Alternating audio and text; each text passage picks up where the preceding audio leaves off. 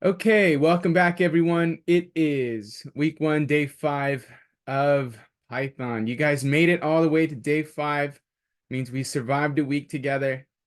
And so we have a couple more lessons today, and we're continuing on with our theme from yesterday, our introduction to Flask. And we learned a couple things about what Flask is and what it does. We learned a few keywords here, so I'm going to throw them at you. Let's get those brain juices flowing and see that you guys are with me. All right. So who can tell me what is Flask and what it does? Right? Interview question. Recruiter calls you. What is Flask and what does it do? What's your response? You have it on your resume. You've worked with it. You should know at this point. Flask Flax is a is a container. container. Yes, yes. And it helps do what?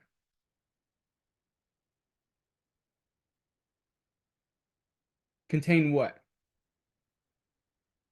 Virtual environments, contains modules. Okay. Yeah, I like that answer. Okay. And for layman's terms, for a recruiter that doesn't know exactly coding but can tell when you do or don't know an answer by just spitting out jargon, dumb it down for me. What's a virtual environment? Okay, so I'm reading the chat here. Let me. It's hard to keep up. Let's see. It's it's what So keeps the like stuff that lets you put the web addresses. Okay, okay, that's very simplistic, but let's I like to just say it contains the environment of the technologies that you're working on so that different teams can work on different environments and have different downloads and dependencies without interfering with one another's work, right? So think of it as a describe environment in practical terms, right? And what you would use it in everyday life, right? Your room has your dresser and stuff and doesn't contain a kitchen sink, right? Because that's for the kitchen environment. So environment is for whatever project or work or space that we're working on for that app. And Flask helps us put our backend Python server in the same environment as our front end so that we can render to the front end that backend data that we have, right? And okay, so let me pull something up here. I'm sorry to backtrack. I just like to quiz you guys to make sure that you're following along. All right, now I don't need to pull anything up. We have Flask here. We realize what Flask is and what an environment does. Okay. What are some key rules about creating an environment whenever you start one up? What we said there's two main rules here, and they're kind of the same thing, but what are they? Don't make it global and don't nest environments. Exactly. Don't make it global and don't nest environment. So wherever that environment is, it's on that project folder level. Keep it specific to where you're at. Exactly. Very nice. Okay. And what did we learn yesterday about how to um well, what is it about Flask that we can use to show HTML documents? Because we realize we can link HTML documents. That's what the environment is for, right? Templates. Ren yeah, Render something template. render templates. That's the part of Flask that we use that helps us to render templates, right? And okay, once we have that template rendered, what is the Oh, I see your hand raised, Simon. Let me ask this question, then I'll get to yours. What Right. is the tool that we use in HTML that helps us run certain logic, like for loops and if statements? What is that called? Jinja. Jinja. Very cool. And so today I wanted to introduce you guys to a cool Jinja tool. But before I do that, Simon, I see your hands raised.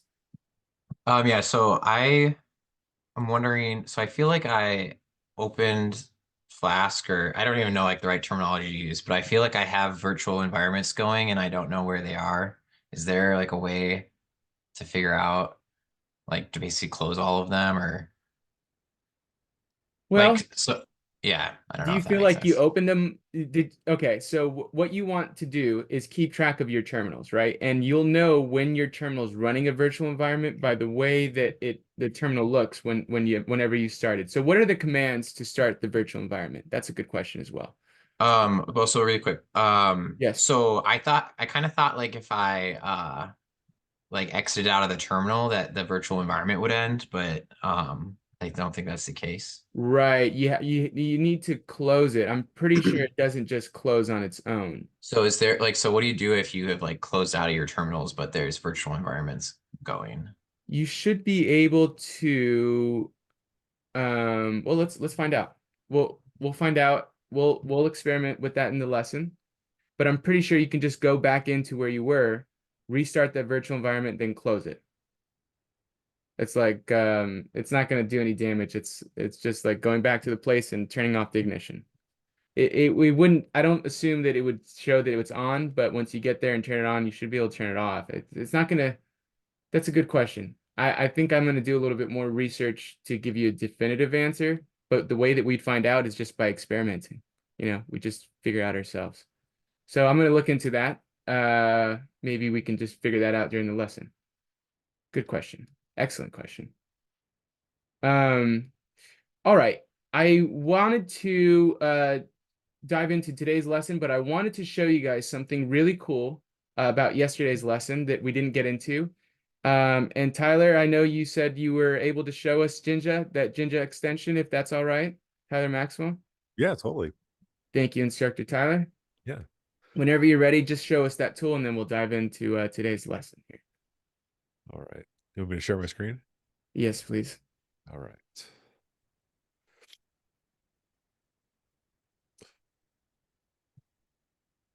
Guys, over.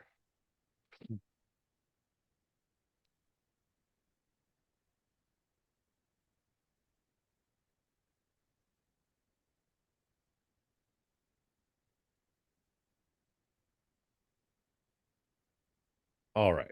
You guys see my screen? Yes. Yes, you do. Okay. So in Visual Studio Code. Yep. All right. Sorry, my allergies are killing me and I can't even think straight. So if I mess up, please bear with me. So go to the extensions tab in Visual Studio Code. And the extension you're going to look for is just search for Jinja 2. And it should be the Jinja 2 snippet kit by Wyatt Ferguson. Looks like this. So just install it. And then once you have this installed, if I make let's see if I can open a recent. Oh, that's what I did here. Nope, closed it. Open a new one, I guess. So if I CD into my desktop, do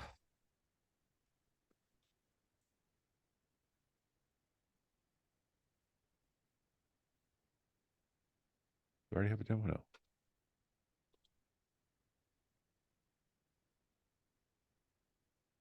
So if I have a HTML document that I want to use Jinja in, so I'll just make a quick index.html.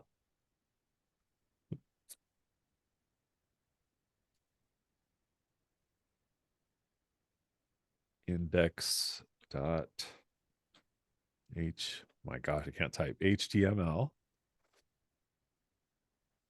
Make my HTML. And then if I want to do a for loop, I can use that extension to automatically generate a for loop. So it's basically keyboard shortcuts, or that extension will allow you to have keyboard shortcuts to write Jinja. So if I want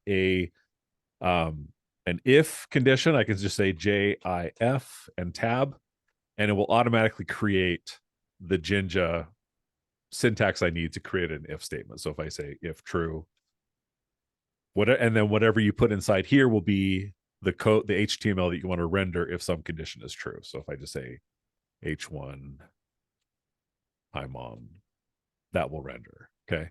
So you'll use the JIF for an if, and J4, JFOR will generate the for loop for you. So if you're going to loop a certain number of times, if you want to say for, I don't know, user in users, right?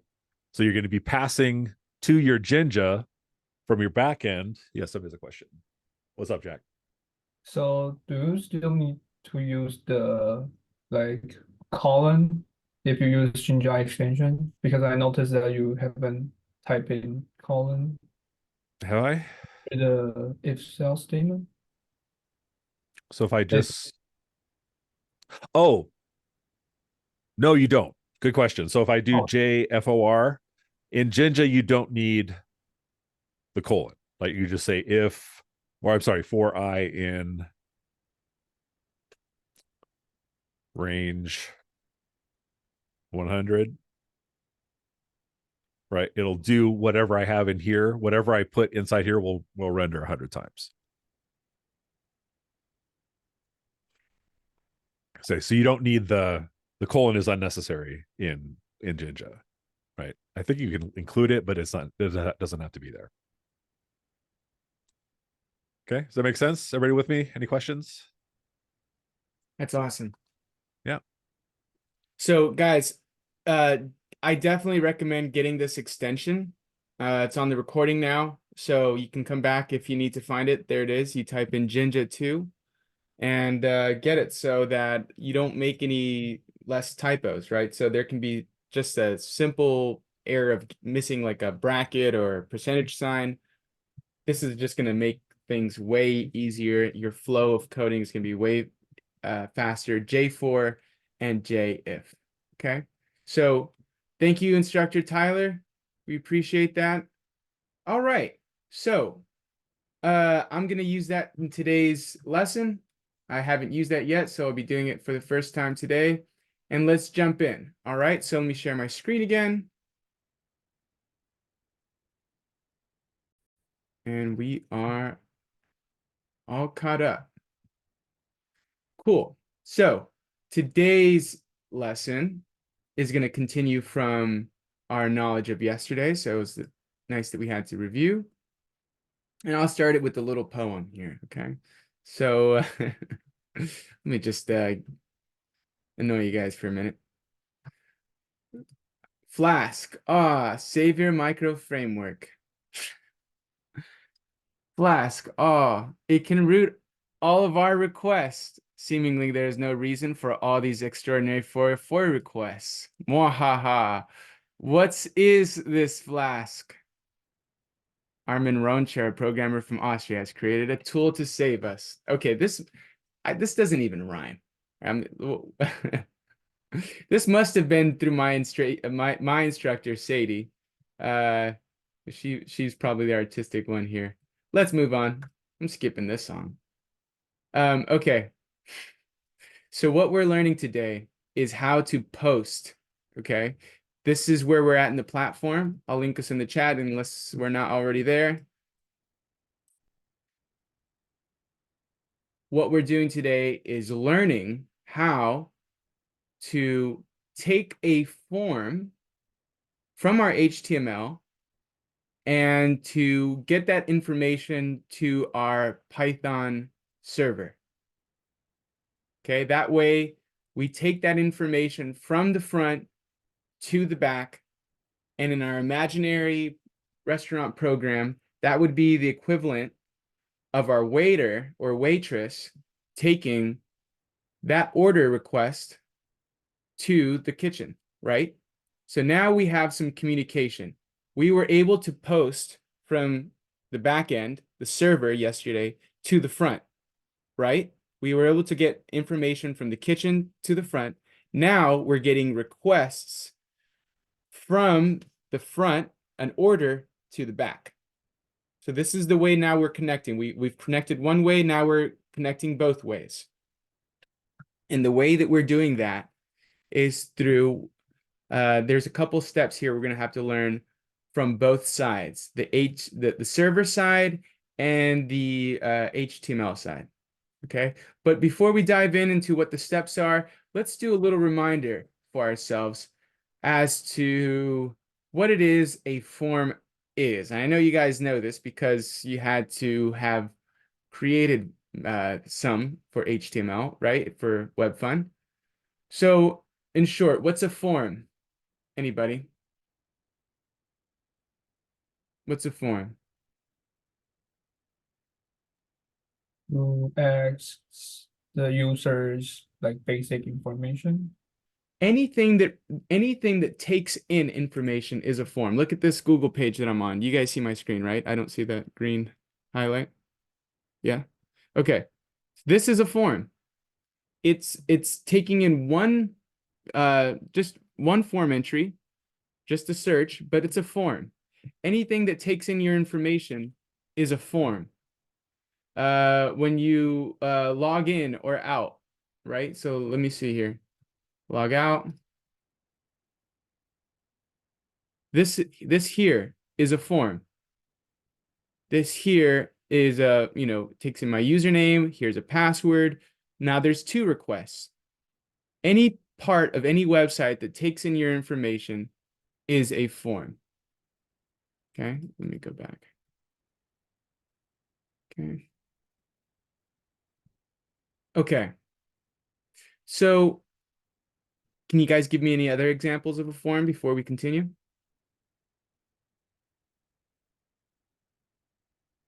When you create a user, that's a form. That's a registration form. Polls, yes, that's a form.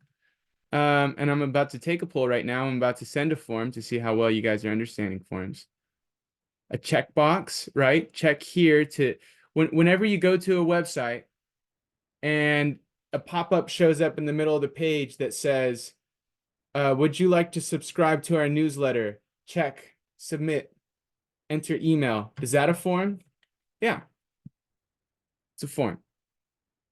Checkbox, text area, button. A button is a form, right? What about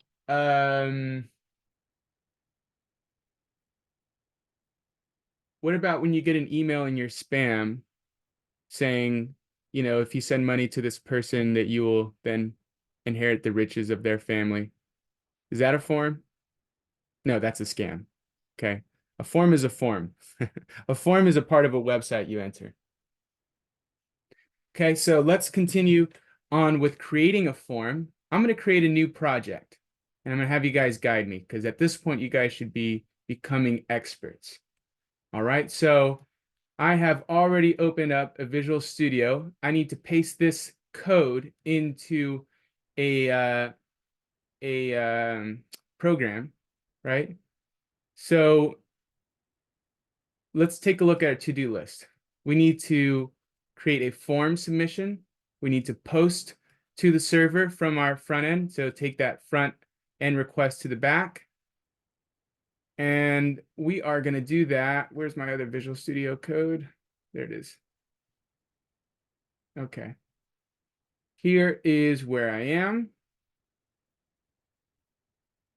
Morning lecture. I'm going to use this space here to create my project. And in here, I'm going to create one called form post example. Okay, that's just where I want to see where I am. Okay, form post example. So I'm going to pull up my terminal. And oh, by the way, Simon, I was looking into your question while Tyler was talking. I here have an environment already running. So I pulled up my terminal and I have one running. If I close this on my shell here, it will terminate the process already running. This virtual environment is going to be terminated once I close my shell. So do you remember you remember. What system are you on? Are you a PC, OS, Mac? I'm on PC, but I don't think I ever got any prompts to terminate anything. Okay, so then Like I don't think I have any terminals open right now, but my virtual environment is still working. I okay. think. Okay. I have a Mm. PC here. I'll play with it on PC as well. And I'll take a look and to see how we can see Well, how. I just actually it's not working anymore. So maybe I don't know what happened, but maybe it did close. I don't know. Okay. We'll confirm it. I'll confirm it with you later. Okay. Just wanted to let you know, at least for Mac users, now you know when you have a virtual environment already running, you can close the terminal, at least on the terminal app, and it'll close the process. So you won't have multiple environments running at the same time. Okay, so that's for Mac users. We just need to cover the PC users and Johnny. Okay, so ls, and I'll say go into my project here, cd, go to my lectures, and then say go to day 5. Oh, didn't complete it. cd week 1 day 5. Okay. Now I'm finally about to enter my location where I'm working. Okay, so now I'm here. What do I need to do to get started to be able to take this code, paste it in, and show you guys what it's asking us to do? So what guide me here? I'm following the chat now, or whoever speaks out loud.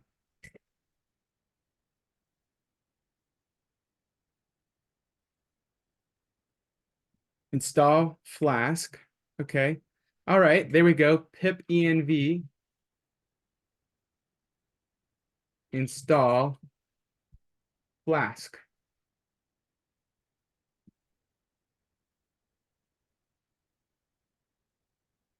And what will this do? What file should I see on my part here that will pop up, that will let me know it's completed? Big fun. Pip file and the pip file.lock. Yeah, it's looking good. Okay, now that we have our virtual environment, right? We have our space, we have our backyard, our lot. We have our bouncy house. It's in the lot, but it's not inflated. How do we inflate our environment? How do we get it up? Activate the shell. Pip. Yes. Okay. Pip env shell. Yeah. Oh, okay. Now we got it running. So our environment's up and running, but in order to move forward, right? We can't move forward. We need a server. This is missing a server. So we can't say Python server.py, so we can't actually start the engine yet, right? So but now we know this pip env shell is making our environment start and stop. So let's go ahead and exit. So we type in what to exit? Exit. Couldn't answer that. Couldn't wait. All right, so let's see. All right, so step 1, let's create a server.py. By the way, I used to have a job in college where I delivered bouncy houses. So maybe that's why I always think about bouncy houses.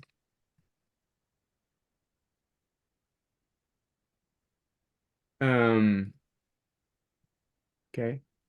Server.py. All right. So now let's take this code and I want to show you what's in here.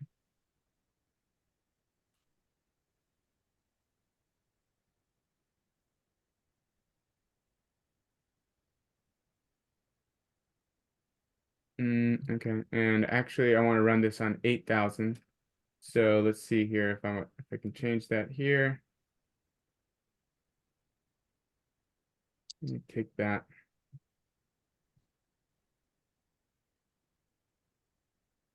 I have this already pasted for me, or written for me.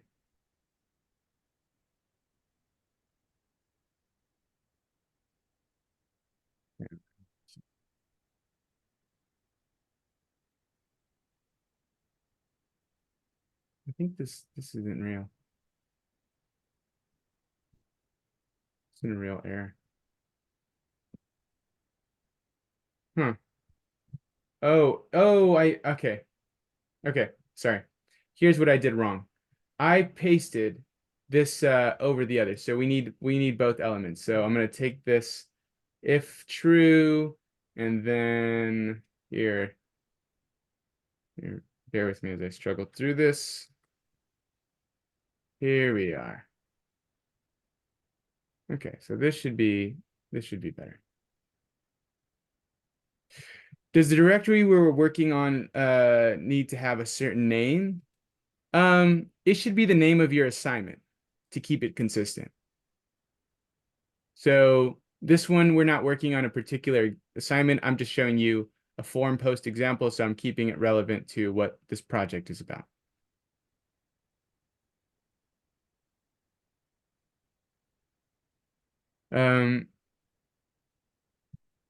Until you made it Flask app. Okay. Well, I'm not sure why that was behaving that way, but there's definitely a reason for it, I'm sure.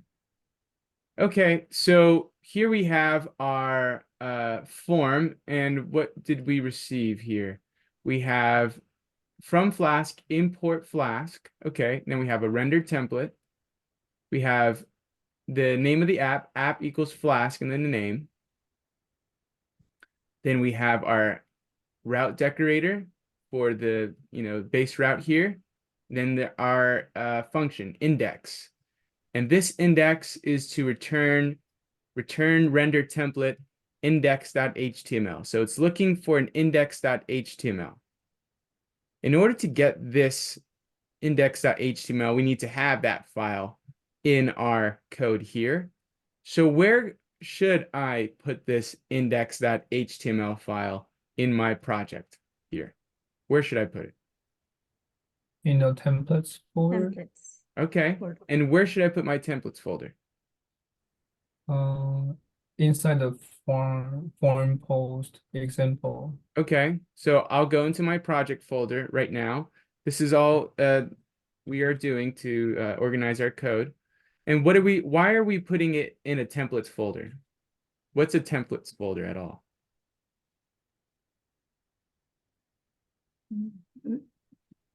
Where you can put all your HTML you are going to use in the future. Yeah. And the reason we're calling it templates, a template is a preset way of writing something, right? It's already written, and we can use this page for multiple renders of different views of information and use it as a template. We just stick the variables that we need inside the parts of the template that we are trying to show. Okay, so we've created a templates folder and a file called index.html. I'm going to create an HTML file. And so now we have something. I can say,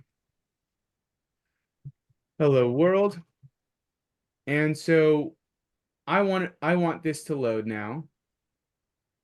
What do I have to do to be able to see this H1 on my browser?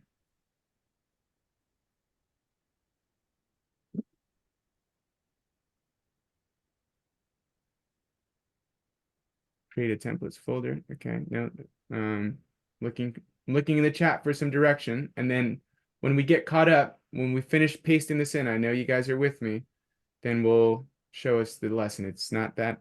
Run your server. Okay, so how do I run my server? What's the steps here? Python. Before we do that, Shell. get the environment up and running.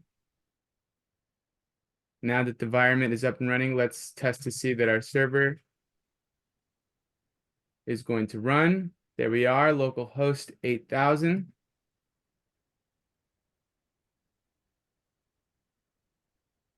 And there we are, hello world.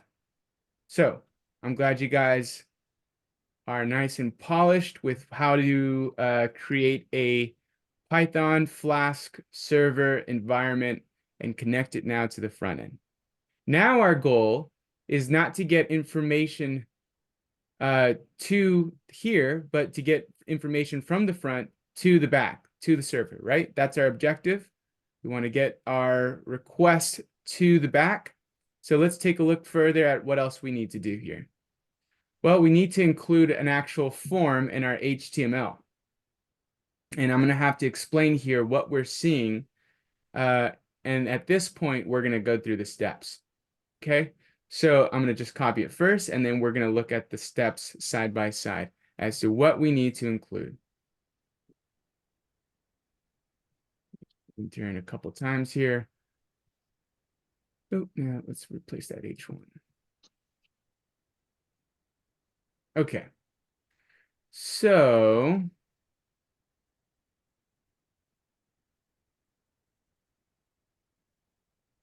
here we are.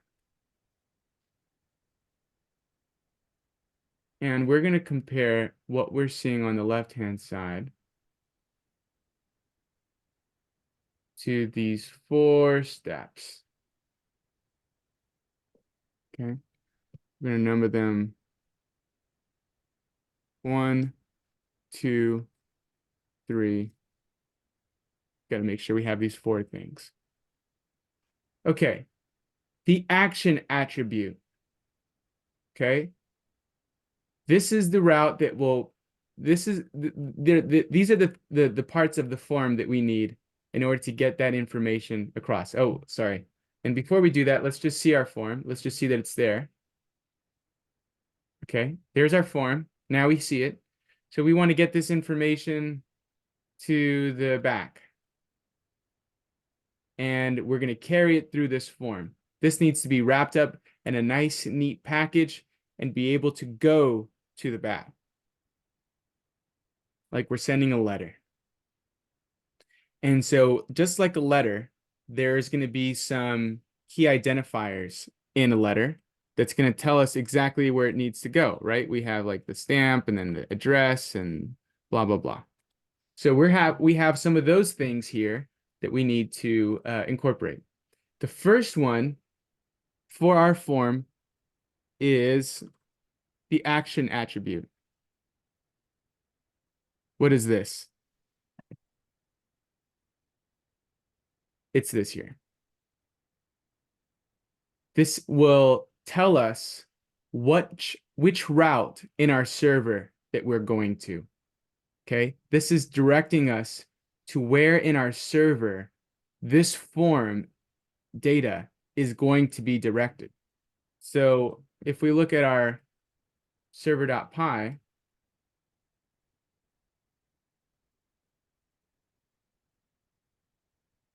okay, we don't actually have a route called users, right? Our only route right now is this slash. So this would disappear into nowhere. It's not going to go anywhere. We need a bit more code. Here is our missing route. So let's take this here. Let's create this for now. And we're gonna direct this information to a route in the back. So let's create a new route. We're gonna say app.route. And what is it called? We called it users. All right, that's all we need to build for now. That's all we're going to do. Here's a route that this is going to. Now we know that our backend needs a lot more. We need a function and all that. But for now, we now see what is being connected, right? This form, and it has to be a form, is going to take this action and link it to this route. So we need to have this have the same exact spelling, or else our mail is being sent to the wrong person. Okay, so we need to have that right, that correct, and that's the first step. So, where were we? Right here, action.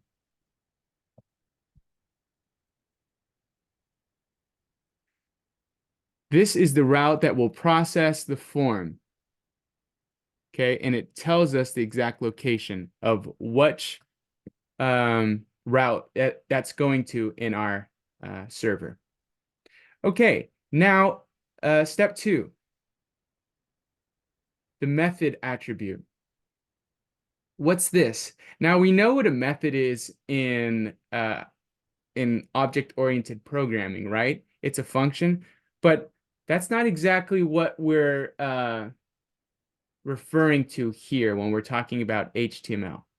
It's the method attribute is going to tell us what this form does. Okay, this tells us where it's going. This tells us what this form does. It's posting.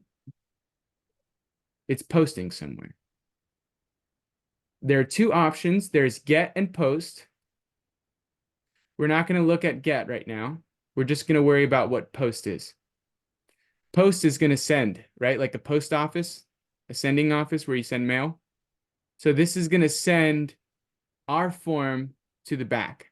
And it's going to say, this is the purpose of this form that goes to this route. Okay, so that is second. And there is a part that corresponds to that in our server. And we're going to reiterate over this, but just so you can see now. Oops, come on.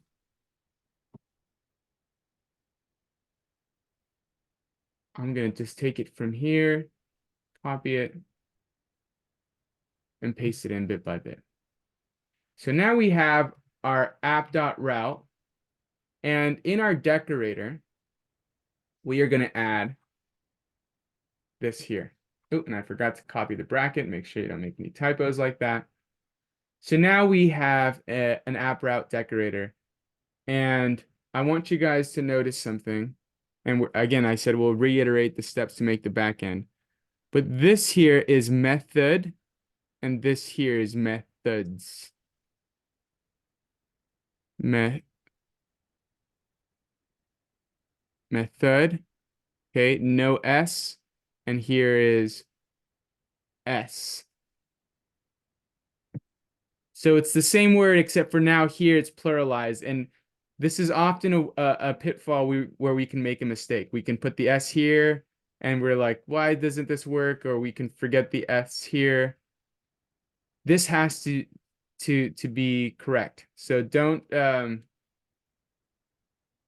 make a typo here.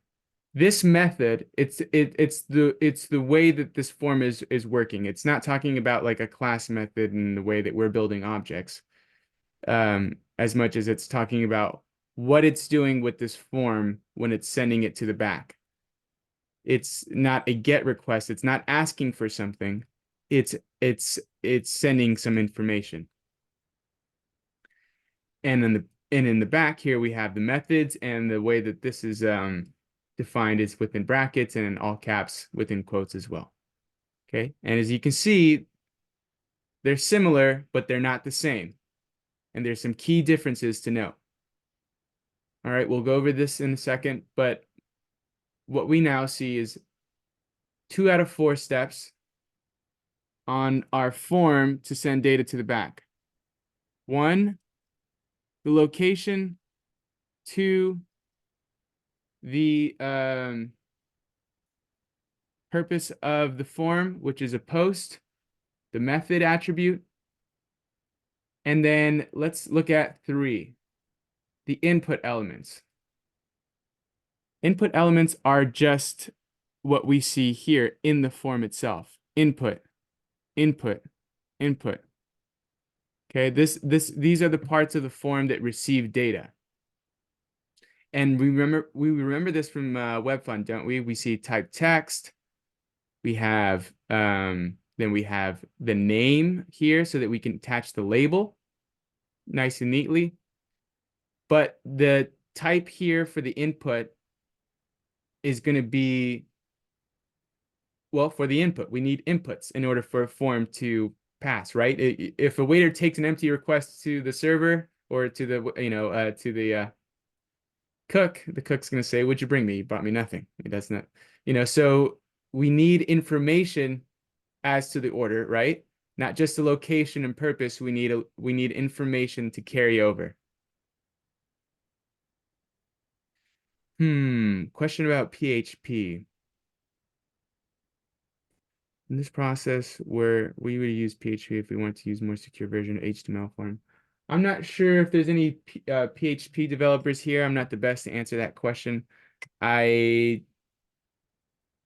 not sure. I'm not sure that it's more secure or less secure than HTML using a PHP. I would say no, it's not more secure. PHP is another front-end coding language. We're not going to learn it or teach it to you right now, so no need to worry about that. But we're dealing with HTML, and that is the language of the web. So this is all we need to know. All right, so input. We have our method post. And before we continue into the step 4 here, I'm going to send you guys a form in the form of a poll. How well are we understanding the 3 out of 4 steps so far? The action, the method, and the inputs. 3 steps of a form so far to send information to the backend.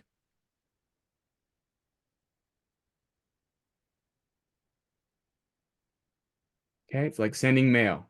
There's a couple things you need to include. You need to include the location. In this case, we're going to say it's a method post. That's like our stamp. And then we're going to have a letter inside the card, or else it's going to be a waste of sending. So here we have 3 out of 4, and it looks like we're getting some good results. You guys can take a look at to see how well you all are following along. I gotta say y'all more. It just like rolls off the tongue. I'm just not used to saying it. Y'all. Okay. All right, next. Step 4. A way to submit the form. Okay. Now, this wasn't included in our code, but it's telling us right here what we need to do and what we need to not do. All right, so there's two right ways, one wrong way. Input type submit or button submit. But don't do input type button. Don't do that. That's not correct. So there's only 2 types of buttons you can use to submit your form. Input type submit or button. Okay. This one looks like it would be a mashup of the 2, but it's not anything. I like to just type in button at the bottom of my form. BO button, enter, and there it is. And I say the submit. This button, as long as it's within the form, and we know it's within the form because we know HTML and we know where the child elements are within the parent elements, as long as the button is a child element of the form element, this button will send this post request to our route defined here as users. Okay, so let's take a look at our HTML now. Oh, it broke. Let me restart here. Ooh, I must have broke something. Okay, on line 20. Ah, I know why. Because I didn't finish this here. So whenever you're trying to run your server and you have some incomplete code, like the way we see this here, this is an app route, no, sorry, a route decorator, and no function, no return, nothing like that. So this can't be naked by itself. Let's hide it for a second. And then run this here.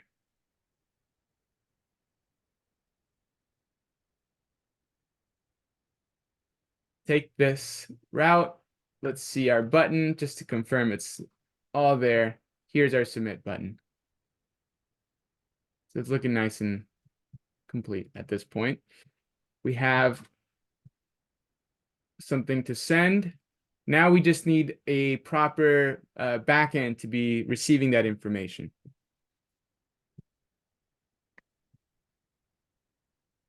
Okay, one more form I'm going to send you guys here. send a post, sending a post request for the 4 steps. And let's name them for me right now. What are the 4? Here, I'm gonna hide the answers.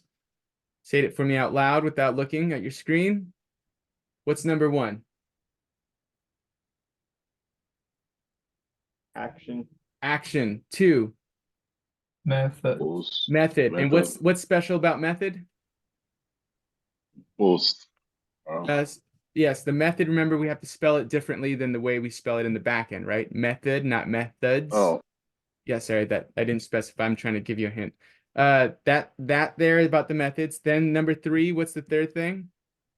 input. Inputs. That's the inputs in the form. And then lastly, Submit. submit button. Those are the 4 parts that we need to send the information from the front to the back. So now our waiter has her she has her order loaded. She's ready to meet our cook. Our cook here needs to be ready to receive that request. So now let's go over the 3 of 4 things we need to know that we're incorporating. Well, 2 really, but we need 1 more thing in order to access the data here. So let's take a look.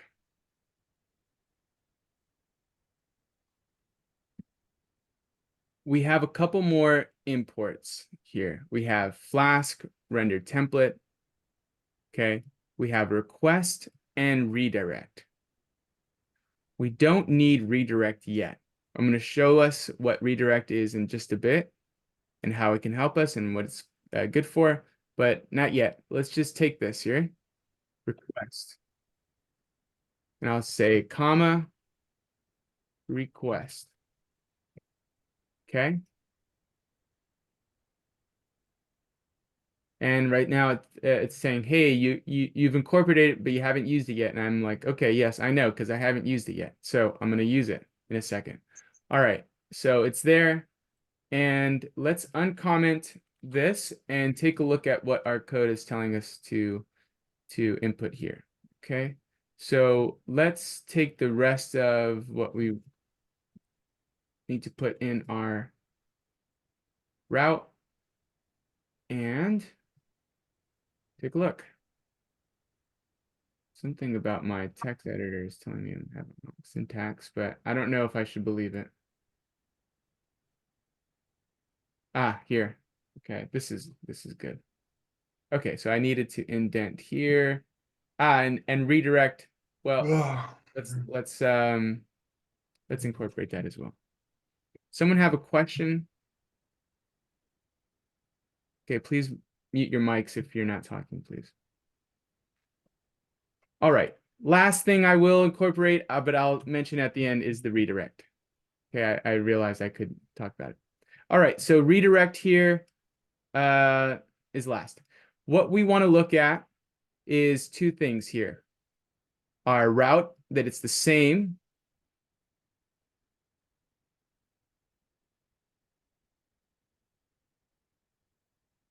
as our action form location. So we got to make sure this is nicely aligned. So this is the first thing here. Number 1 to receive, we got to have. David, you all right there? Yeah, sorry about that. I was yawning. My bad. Okay, sorry. Okay, methods. Now we need to have this here. Methods post. And we said this was different. This is methods.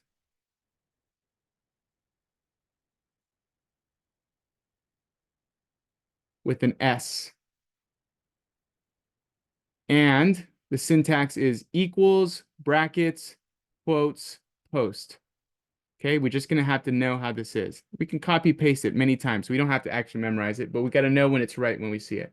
So let's write it out. Methods. Terrible handwriting. Methods equals brackets, quotes, capital P-O-S-T. Okay. And so this is the second thing we want to look for. All right, this is number one, number two. And once we have those two things, we can receive the data. We can know that we received it by printing it, though. So we can definitely be sure that it's there, but we need to see that we actually got it correctly. So whenever I click submit now, this information should pass from here to here. And once it's received, I will be able to print it by saying request.form. Request.form. And that's why we imported it here. Request dot form. So what do we know then about dot notation? What are we accessing if we see dot notation? An object.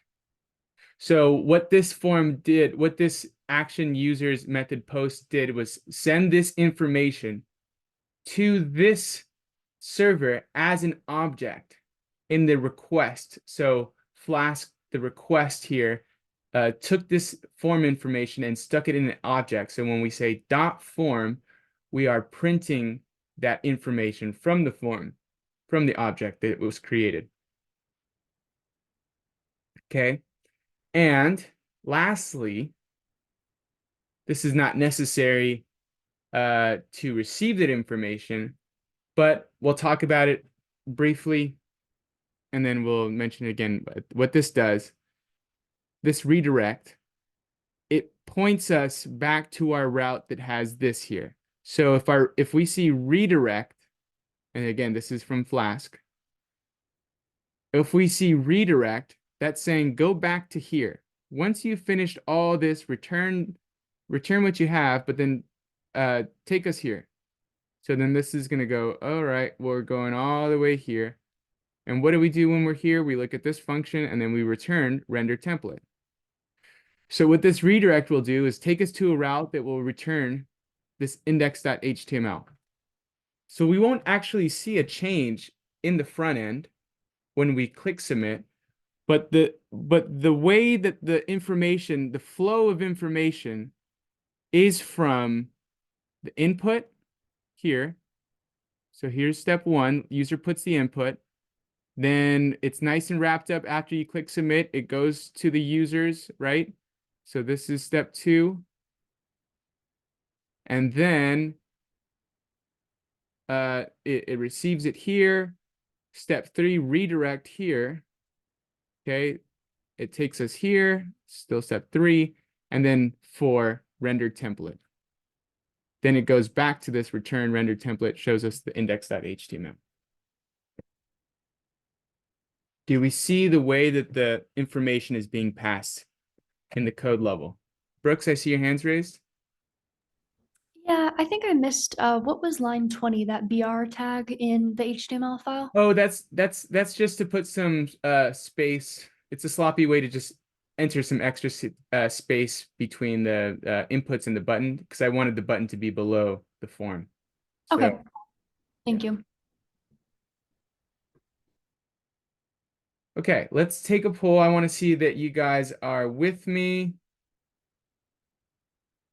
Take a screenshot if you need. It's in the video. I'm going to close this little drawing out. 3, 2, 1, gone. All right, let's ask, how well do we understand how the data flow goes from the front to the back, the 4 things needed in the front, and the 2 things needed in the back, and then we can prove that we have it with a print by saying request.form. And lastly, I'll go over the redirect in just a bit. Can you explain the redirect and then go back to the original route? Yes, And I want to, before we touch the redirect, I don't want to explain this too much. I know it's something that to be explained, but I want to just focus on the form receiving and giving information. So let's get to here. Let's just see the print, and then we'll talk about the redirect. Yeah. So let's see this print in our terminal once we submit some form information. Okay, so let's go to our form. Is it still up and running? Let's check our server. Server's down. So let's run it up again. Python server.py. It's up and running. So if I refresh, we're all good. We're still up. Okay, good. So, oh, we have two buttons. Do we have two buttons? Create user. Yes, we do. Okay, so let's limit it to one button here.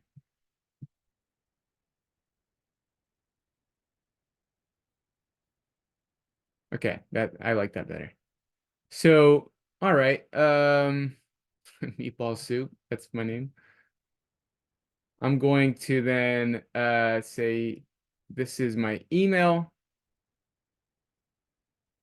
And so what I need to be able to do is see this here, right? As soon as I click submit, I should be able to see my print, which tells me whenever you take the submit and send it to this route, it's going to post, and then this function is going to allow us to get that request.form.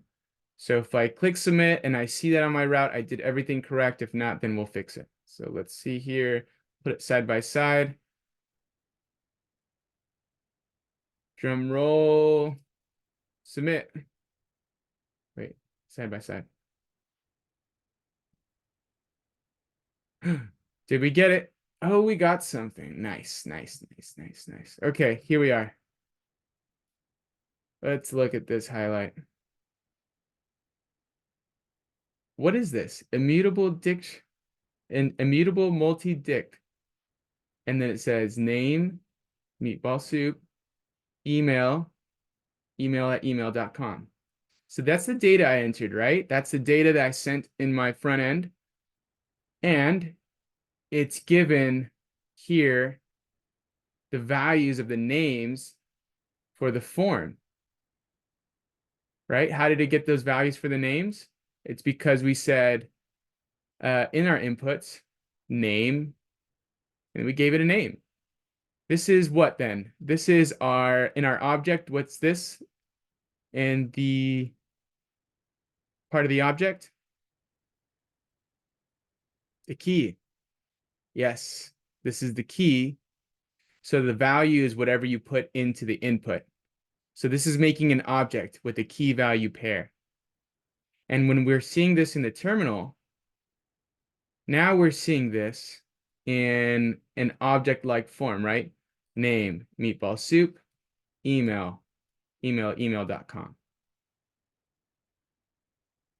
But it's not exactly an object. It says immutable dictionary. What do we know to be immutable as a data type in Python?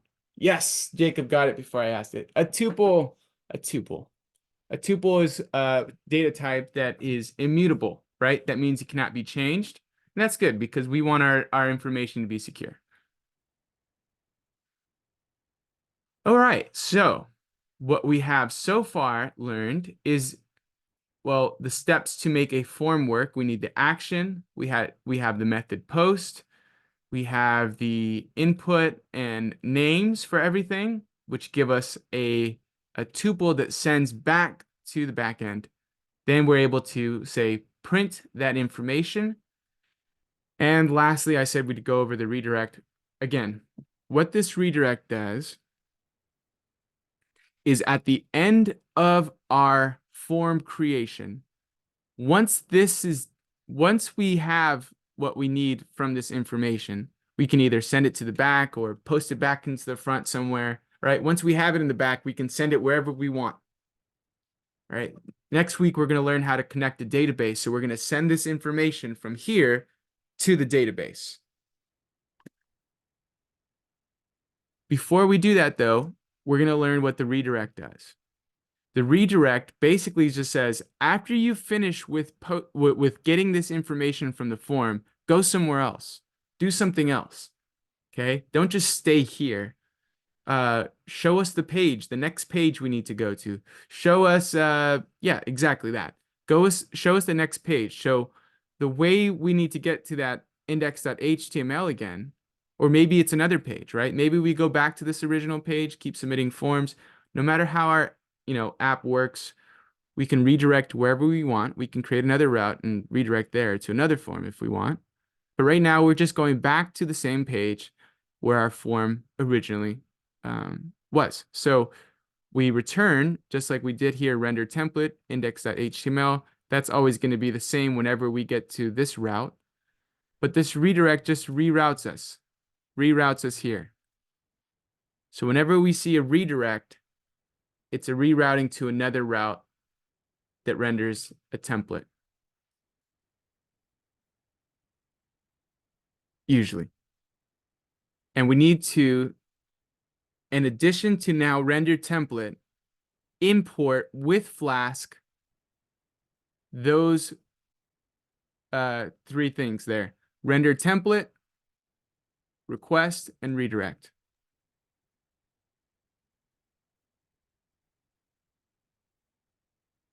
Why can't you render a template on a post request? Use the index route, but it will not work. Yes, because a post request is a specific type of request. And that's an excellent question, Johnny, because what we'll do by accident in the future is accidentally mix them up. We'll put method posts in our routes that are just supposed to render templates, and we'll be, finding our bugs that way. But what we want to keep separated is routes that are for posts and routes that are for rendering templates. They have to be separated because they have their purposes compartmentalized, just like what we're talking about with environments or objects or anything. Yeah.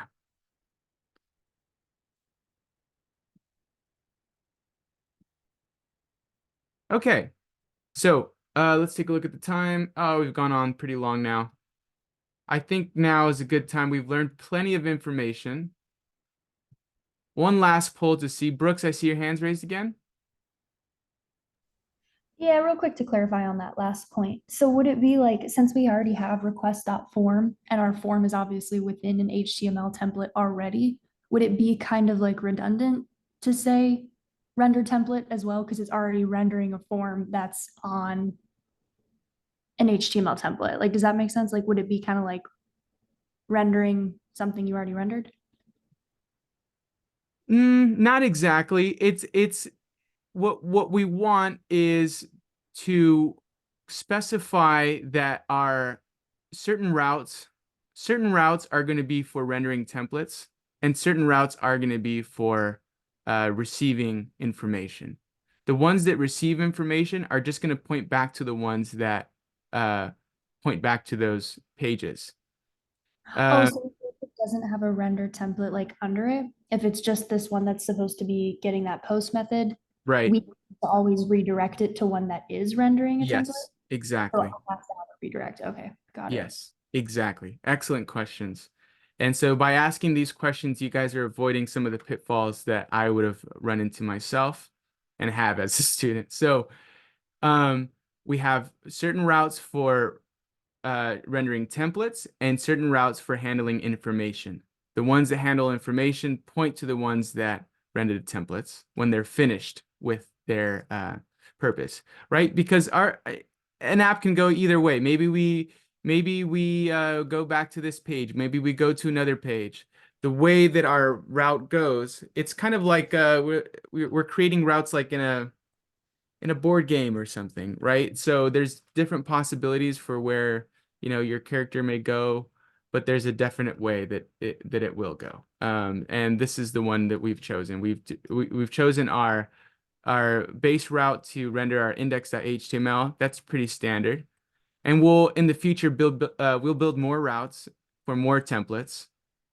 But the post requests are going to just be strictly to directing to those routes. Great question. Josh, I have one additional question. Yes. I'm just wondering, where will this index.html that is having the form be saved? Will that not be in the templates? Yes, it's here already. It's in the templates. So, There it is. so the index.html which is being rendered, that is going to be the same file as well. Yes, it's all we only have one HTML file at this point, and it's the only one is existing in this templates. It's only a form. So once we finish with our form, it just goes back to this page over and over again. And we'll be building better, more complex forms where we submit, and then when we submit, it goes to another page where it shows that data, and that will be another HTML file that shows the data, for example. Okay. But for now, we're just accessing that one single form page and going back to it over and over again every time we post. And so we go back to it by leaving this route to this index.html. Okay. Are we saving this data anywhere, or? For now, we're just holding it in our backend. If we really wanted to save the data somewhere more permanent, we would put it to a database, right? And we haven't learned that yet. That's on the agenda for Tuesday next week. But once we have this, we can we can post this to our front again, right? Do we remember how to take data from our back and put it in our front? We did it yesterday. We had an assignment yesterday where we did that. Yeah. And we can, that could be the goal for what we do this afternoon. We'll do that in addition to sessions, so we have more than one thing that we're learning this afternoon. But let's look at our agenda real quick just to see what we've learned so far.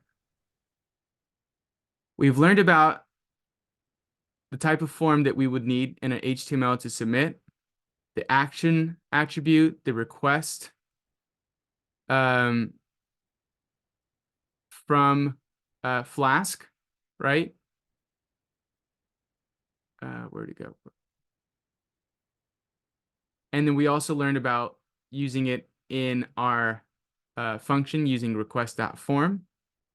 We also learned about redirecting on a post request, right? So this is a post request. So whenever we finish a post request, we have to redirect to the other route that holds that render template.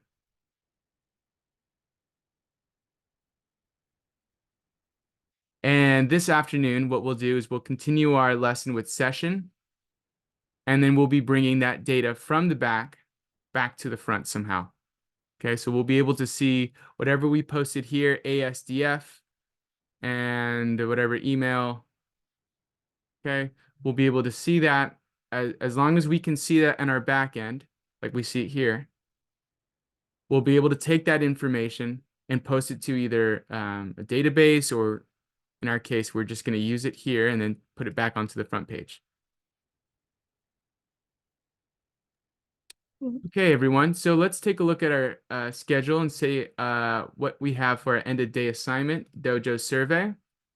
This assignment is a lot like what we have been doing today. Look at this survey here. It takes in a name, location, favorite language, some comments. Once you hit the submit button, it will take you to a new page with another route that you saw there called results. And that should be posting, well, on the HTML page, the information that you had just entered. So you want to be able to submit a form, click submit, and take us to a new page where this information is posted. Okay, I haven't done this all completely yet, so you guys have some bit of challenge yet to complete for your assignment. And here we are. Here's our wireframe. Simple enough, right? So we're able to take a form and then post back to our reroute back to our page. Now we need to route to another page and show our information there. And I think you guys have the steps to do it. With yesterday's lecture and today's, we should be able to connect the dots on our own, and it'll be a lot of fun. All right, if we don't figure out by this afternoon how to do it, we are going to show us in the lecture again. And yeah, I think that sums it up. Our homework again, oh, we're not going to emphasize this now actually. Our homework is to do the MySQL database reading. I'll remind us of that later. What I wanted to do after this lecture here at 2:30, I wanted us to present our for those of us that have completed the OOP hackathon. I want to see your results. Okay, I want to see your hackathon results after this lecture. So I'm going to call for all of us that have done it. Let me see. 3:30. Oh, we'll make it 3:40 so we can get a bit of a break there. 3:45, 15 minutes. Hackathon.